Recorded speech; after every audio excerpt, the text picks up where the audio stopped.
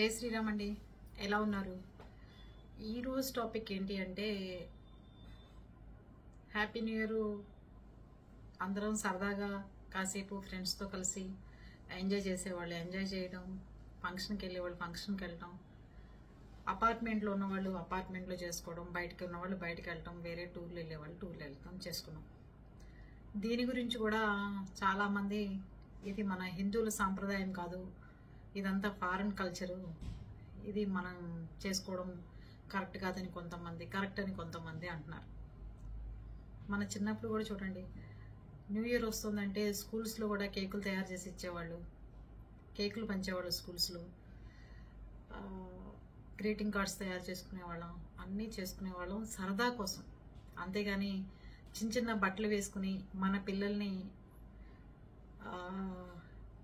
మందు పార్టీలకి పంపించడానికో, లేకపోతే మన పిల్లలు ఒక డ్రగ్స్కి బానిస అవడానికో ఈ న్యూ ఇయర్ లేదు అని చెప్పి నేనైతే ఖచ్చితంగా చెప్తాను. దానికైతే లేదు. కానీ 12 అవ్వగానే ఫ్రెండ్స్ అందరూ కానీ బంధువులు కానీ ఎక్కడున్నా సరే మన వాళ్ళకి ఒక్క ఫోన్ కాల్ చేసుకుని విషెస్ చెప్పాలి అని తాపత్రయపడుతూ ఉంటారు. అది చాలా ఆనందం ఇస్తుంది మనకి. ఆ టయానికి అందరికీ చేయాలి, 12ంటికే మనకు అందరూ అవసరం, ఆ టయానికి అందరితో మాట్లాడాలి. ఉట్టప్పుడు అనిపిస్తుందా? అనిపించదు. అలా అనిపించే వాటిని కూడా కొన్ని సంతోషాలు, అందరూ బిజీ లైఫ్ అయిపోయి ఎవరికి వాళ్ళు ఉంటున్న టైంలో ఒక న్యూ ఇయర్ కానీ ఒక ఉగాది కానీ చక్కగా మంచిగా సెలబ్రేషన్ చేసుకుంటున్న టైంలో ఇది మంది కాదు, అది మీది, ఇది వాళ్ళది కాదు, ఇది మంది అని చెప్పి దూరం చేయటం అనేది కరెక్ట్ కాదు.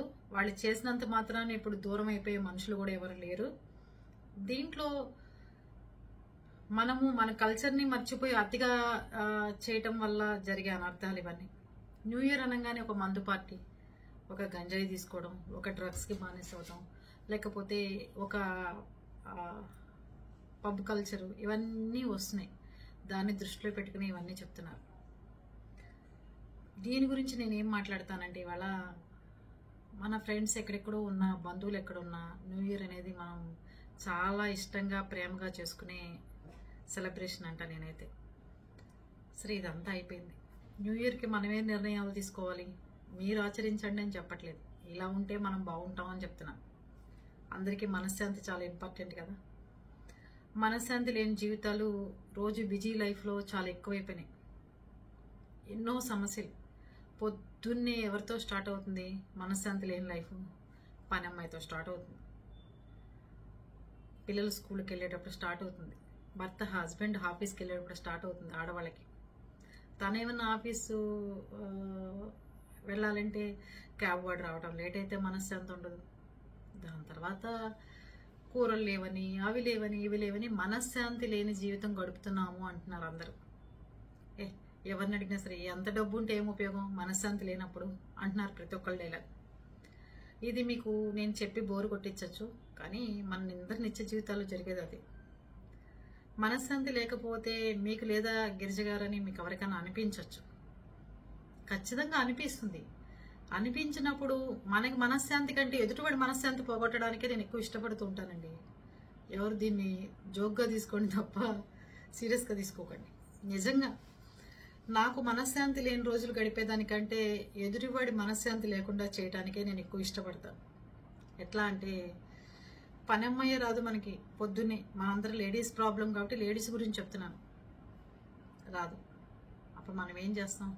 దాని మీద ఇంతెత్తు లేచి, దాన్ని అరిచి, దాన్ని గగ్గోలు పెట్టి, దాన్ని చేసే లోపల దాని చేత మనం ఒక మాట అనిపించుకుని, పని అమ్మాయి మన అనేంతటిదా దాన్ని ఇట్లా చేయాలి అలా చేయాలని బెదిరించి చేస్తూ ఉంటాం. అంటే ఆ అమ్మాయి మనకు కావాలి కాబట్టి అలా చేస్తుంటాం. నేను 1, 2, 3 సార్లు చేయాల్సి వచ్చింది దౌర్జన్యం. ఏమ్మా రాకపోతే తీసేస్తాను చేస్తానని. కానీ కొన్నాళ్ళ తర్వాత నాకు గ్రహింపు శక్తి వచ్చింది. తీసేస్తాను అని చెప్పకూడదు, జీతం ఇచ్చి నువ్వు రేపటి నుంచి రామాకు అని చెప్తే ఖచ్చితంగా మనం ప్రశాంతంగా ఉంటాము అనిపించింది. పని అమ్మాయిల విషయాల్లో ఉంచుకోండి, లేదు అంటే హస్బెండ్ల దగ్గర డిస్కషన్లు పెట్టేసి అది అలా రాలేదు, ఇలా రాలేదు, అప్పుడొచ్చింది ఇప్పుడొచ్చింది అని చెప్పి మనం మాట్లాడుకోవడం వల్ల చాలా మనశ్శాంతి డిస్టర్బ్ అవుతాం. మనం ఇంకోటి కూడా లేడీస్కి చెప్పేది ఏంటంటే, చుట్టుపక్కల ఉన్న వాళ్ళ దగ్గర ఉండి ఎదురింట్లోనో పక్కింట్లోనో వెనకింట్లోనో చేస్తున్న పని వాళ్ళని అస్సలు పెట్టుకోవద్దు. మనకి వాళ్ళకి మంచిగా స్నేహం ఉంటుంది. ఈ పని అమ్మాయిల వల్ల ఆ స్నేహం కాస్త డిస్టర్బెన్స్గా మారుతుంది. మీ ఇంట్లో బాగానే చేస్తుంది అన్ని గంటలు, మా ఇంటికి రాలేదు ఎందుకని, లేకపోతే మీ ఇంటికి టైం ప్రకారం వస్తుంది మా ఇంటికి రాదు ఏంటని, మీరిచ్చే జీతానికి 3000 అది శుభ్రంగా మీరు చెప్పిన మాట వింటుంది, అసలు నేనంటే అసలు లెక్కేయలేదు దానికని. మనం పని అమ్మాయి మానేసిన దానికంటే కూడా దాని టైమింగ్స్ ఎలా ఉంటుందని అబ్జర్వేషన్ ఎక్కువగా ఉంటుంది. దానివల్ల మనశ్శాంతి కోల్పోతున్నారు. అందుకని అసలు పని అమ్మాయి మ్యాటర్ని మీ బ్రెయిన్లోంచి తీసేసేయండి లేడీస్. సైలెంట్గా ఉండండి. ఈ లోపల వేరే పని అమ్మాయిని చూసుకుంటూ ఉండండి. ఇంతకంటే మంచివాడు దొరుకుతారు చక్కగా, ఇంతకంటే మంచిగా చేసేవాళ్ళు కూడా దొరుకుతారు. అర్థమైందా? అందుకని అలా చేసుకోండి. పిల్లలు స్కూల్స్కి అంటారా, వాళ్ళ సాక్సులు, వాళ్ళ బెల్ట్లు, వాళ్ళ బ్యాగులు అన్నీ రెడీ పెట్టేసుకుంటే రాత్రిపూటే కొంత పని సులువైపోతుంది. రెండోది, వాళ్ళకి ఇష్టమైన కబుర్లు చెప్పుకుంటూ వాళ్ళకి ఏమైనా గేమ్స్ ఇష్టమా, సినిమాలు ఇష్టమా, మన సండే ఎక్కడ ప్లాన్ చేసుకుందాం, మనం వీకెండ్ ఎక్కడికి వెళ్దాం, లేకపోతే పండగకి ఎక్కడికి వెళ్దాం, వెకేషన్కి ఎక్కడికి వెళ్దాం, పండగకి ఏ బట్టలు కొనుక్కుందాం అంటూ వాళ్ళ దినచర్యలు వేస్తూనే మొదలు పెట్టామనుకోండి, పిల్లలు ఫ్రెష్గా ఉంటారు. లేవండ్రా వెదవల్లా తయారయ్యారు, స్కూల్ బస్సు వస్తుంది, మీ మొహాలు ఇంతే, పక్కింటి వాడి పిల్లాడు చూడు ఎలా చదువుకున్నాడో, వెనకింటి వాడు చూడు ఎలా చదువుకున్నాడో, మీకు ఇది బుద్ధి లేదా అని సుప్రభాతాలు చదివి లేస్తే వాళ్ళు మనశ్శాంతి కోల్పోతారు. మనకి మనశ్శాంతి లేకుండా ఉంటుంది. హస్బెండ్కి పిచ్చెక్కిపోతుంది. ఇంకా తెల్లారు ఎందుకైందిరా బాబు అనుకుంటుంటాడు ఇంట్లో కూర్చుని. ఆయన అయిపోయి పిల్లలు వెళ్ళిపోతారు. అలా చేయండి ప్లాన్. మీకు కూడా పాజిటివ్గా బ్రెయిన్ ఉంటుంది, ప్రశాంతంగా ఉంటారు మీరు. అరే ఎక్కడ ప్లాన్ చేసుకుందాం చెప్పండి రా, వీకెండ్ ఏ హోటల్కి వెళ్దాం చెప్పండి, నీకు ఏ షర్ట్ ఇష్టమో చెప్పండి, రోజుకొకటి టాపిక్ అంతే. పడుకోబెట్టేటప్పుడు కూడా అలాగే చెప్పి పడుకోబెట్టేస్తాను. మూడోది, హస్బెండ్ విషయం వచ్చేసరికి ఆ టిఫిన్ అడుగుతున్నాడు, ఈ టిఫిన్ అడుగుతున్నాడు, ఇది చేయలేకపోతున్నావు, అది చేయలేకపోతున్నావు అని నానా హింస చెప్పి మొగుడు వెళ్ళిపోయిన తర్వాత తల్లులకు ఫోన్ చేసి నానా టార్చర్ పెడుతున్నాడు. ఏమి తిండు, ఇది చేస్తే నచ్చదంటాడు, అది చేస్తే నచ్చదంటాడు అని చెప్పి కంప్లైంట్లు చెప్తూ ఉంటాం. అందుకని టైం టేబుల్ ప్రిపేర్ చేసుకోండి. ఆ టైం టేబుల్ ప్రకారం ఆ రోజు అదే టిఫిన్ అంతే. జనరల్గా ఇప్పుడు ఆడవాళ్ళని తగ్గిపోయినలేండి, స్విగ్గీలో ఆర్డర్లు పెట్టేసుకుని తినేయటం మనం కూడా మగవాళ్ళతో పాటు సమానంగా చేస్తున్నాం కాబట్టి టిఫిన్ సెక్షన్స్ ఎక్కడో వస్తుంది కానీ తగదా జనరల్గా రావట్లేదు. మనశ్శాంతి కోల్పోయే వాటిలో ఎక్కువ మనశ్శాంతి ఎక్కడ కోల్పోతున్నామని చెప్పండి అందరూ? ఎదుటి వాళ్ళు వేసుకునే బట్టల మీద, ఎదుటి వాళ్ళు వేసుకునే నగల మీద, ఎదుటి వాళ్ళు వేసుకునే వాళ్ళ లగ్జరీ లైఫ్ మీద లేడీస్ ఎక్కువ మనసు పారేసుకుంటున్నాం. అది తప్పని నేను చెప్పను, కానీ మీరు ఒకటి ఆలోచించండి. మంచి నచ్చిన కలరు 500లో కూడా దొరుకుతుంది, అదే 5000లో ఉంటుంది, అదే 50,000లో కూడా ఉంటుంది. మీకు మీ ఇంటి పరిస్థితికి ఏది మనశ్శాంతి ఇస్తుందో దాన్ని వెతుక్కోండి తప్ప ఎదుటి వాళ్ళ విషయాల్లో కల్పించుకుని వాళ్ళు వేసుకున్నవి చూసుకుని మనం గనక ప్రవర్తిస్తే రోజు ఈ నెల వచ్చరికి ఎట్లా మనం జీతం కట్ చేయాలా, ఎలా ఖర్చులు అదుపు చేయాలా, ఈ నెల ఇలా ఖర్చు ఎక్కువ పెట్టామే ఎలా దాన్ని ఇబ్బంది కలిగించాలనే దాని గురించి ఎక్కువ ఇబ్బంది పడతాం. మనం పడతాం, మగవాళ్ళకి పెడతాం. అవునా కదా? ఎవరేమంటారండి మనం ఏం చీర కట్టుకుంటే చెప్పండి కదా? మంచి కాటన్ చీర కట్టుకున్న అమ్మయ్య ఆవిడ చక్కగా కాటన్ చీర కట్టుకున్న బ్రహ్మాండంగా ఉంది చక్కగా అనుకుంటారే తప్ప ఈవిడికి ఏమీ లేదు, ఆర్భాటాలకు పోయి అప్పులు చేస్తుంది అనేది ఒక్కసారి మన బంధువుల్లో కానీ, మన ఫ్రెండ్స్ మధ్యలో కానీ, మన రిలేటివ్స్ మధ్యలో కానీ వచ్చిందంటే అది పోనే పోదు. ఇంకా మనశ్శాంతి లేని విషయాలు ఇంకెక్కువ ఏమున్నాయో చెప్పండి లేడీస్ విషయంలో? బంగారం దగ్గరికి వచ్చేసరికి మనం ఏం కొనుక్కోలేకపోయాం, ఏం దాచుకోలేకపోయాం, ఏం చేయలేకపోయాం. ఇప్పుడు అన్ని చోట్ల చక్కగా స్కీమ్స్ వచ్చినాయి, మంచిగా కట్టుకుంటున్నారు అందరూ. దానికోసం నేను చెప్పక్కర్లా, నాకంటే తెలివిగల వాళ్ళు ఎక్కువ మంది ఉన్నారు. ఆ స్కీములు కట్టుకుని చక్కగా మీకు కావాల్సిన ఐటమ్ చక్కగా తెచ్చుకోవచ్చు. పొదుపు లేడీస్ అందరూ చేస్తున్నది ఏంటంటే పొదుపు చేసుకుంటున్నారు చక్కగా. అలా చేసి బంగారం కొనుక్కోవచ్చు. ఇంకోటి ముఖ్యంగా బంధువుల విషయంలో మీరు జాగ్రత్తగా ఉండాల్సిన విషయం ఏంటంటే, ఆ బంధువులు మనకి విలువ ఇవ్వటం లేదు, మనమంటే ఇంపార్టెంట్ లేనప్పుడు, మనమంటే లెక్క లేనప్పుడు ఆ మనుషులకు కానీ ఆ బంధువులకు కానీ చాలా దూరంగా ఉండండి. మీరు కావాలి, మీ సలహాలు కావాలి. మీరు లేనిదే మనం ఒక కుటుంబం కదా, మనకి జరగదు.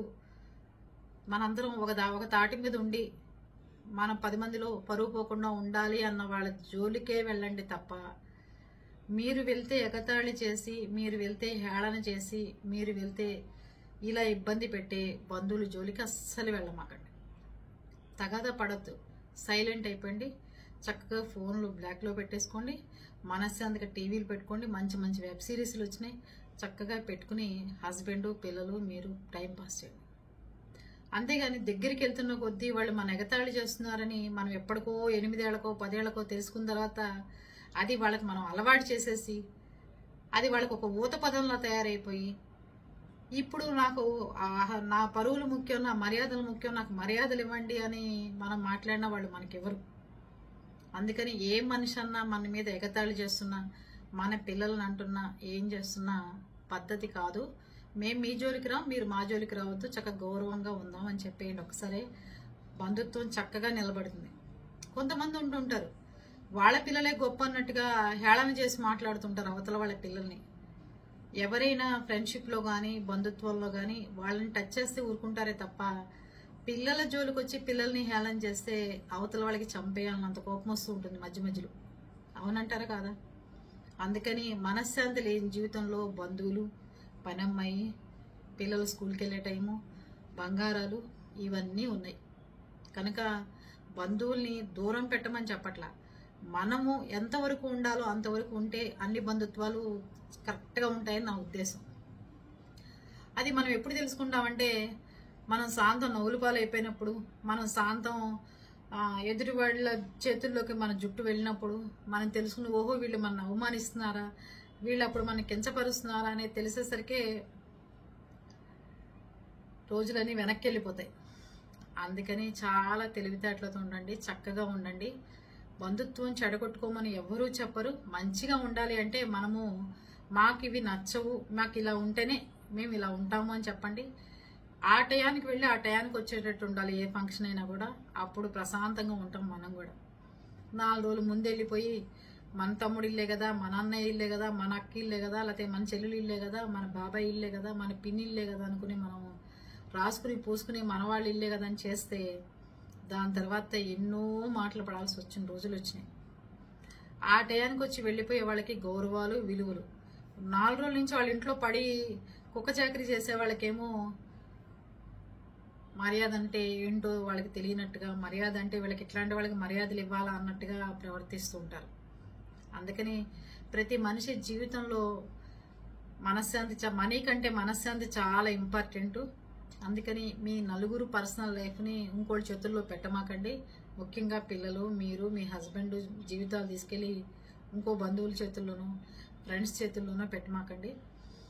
ఇంకోటి దీని మూలంగా నేను చెప్పేది ఏంటంటే, మీకు చెప్పినా కూడా బోర్ కొట్టచ్చు, కానీ చెప్పేది ఏంటంటే హస్బెండ్లు కూడా భార్య విషయంలో కుటుంబం అంటే చక్కగా అందరి కుటుంబాల్లో ఎలా ప్రశాంతంగా ఉంటుందో, ఏదైనా బ్యాడ్ హ్యాబిట్స్ ఉన్నా మానేసేసుకుని న్యూ ఇయర్ సందర్భంగా పెళ్ళం పిల్లలకి ఎక్కువ ఇంపార్టెంట్ ఇచ్చి భార్యకి ఇబ్బంది కలగకుండా చూసుకోవడమే ఈ ముఖ్య ఉద్దేశం.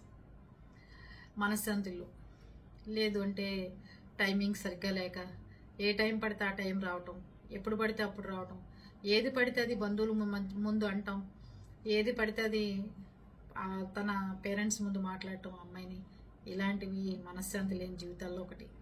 ఇవన్నీ మనం మార్చేసుకున్నాం అనుకోండి, చాలా ప్రశాంతమైన లైఫ్ వస్తుంది, చాలా ప్రశాంతంగా ఉంటాం. ఇవన్నీ ఆచరించమని చెప్పట్లేదు, మన జీవితాల్లో ఇవన్నీ మనశ్శాంతి లేకుండా చేస్తున్నాయి కాబట్టి వీటికన్నిటికీ దూరంగా ఉంటే మనం చాలా హ్యాపీగా ఉంటామని చెప్పి ముఖ్య ఉద్దేశం. అంతకంటే ఏమీ లేదు. ఇది చెప్పడానికి కారణం కూడా ఏంటంటే, మార్నింగ్ లేచిన దగ్గర నుంచి మనం ఎక్కువ డిస్టర్బ్ అయ్యేది లేడీసే కాబట్టి ఇది లేడీస్ అందరికి ఉపయోగపడుతుందని చేస్తున్నాను. ఓకేనా?